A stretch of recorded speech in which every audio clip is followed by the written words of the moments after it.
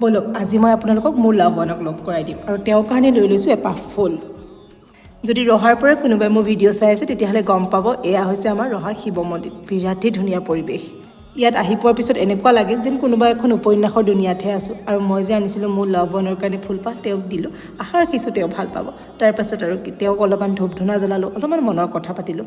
ইয়াত অকল আমাৰ বাবাই নহয়, বহুত কিভাগ মন্দিৰ আছে। চাওক কি ধুনীয়া পৰিৱেশ। কেতিয়াবা আহিব, আপোনালোকৰ বিৰাট ভাল লাগিব।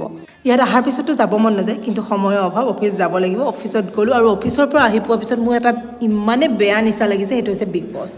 বিগ বছটো শেষ হৈ গ'ল, কিন্তু মই এতিয়াও এডিক্টেড হৈ আছোঁ একমাত্ৰ অভিষেকৰ কাৰণে। তাক চাই থাকিলে যে মোৰ হেঁপাহে নপলায়। মানে আন চিনবোৰতো সি ইচ্ছা কথাই কৈ থাকে। বাৰু কোনে কোনে বিগ বছ চাইছিলে আৰু কোনে কোনে অভিষেকক ভাল পায় মোক প্লিজ কমেণ্ট কৰি জনাব।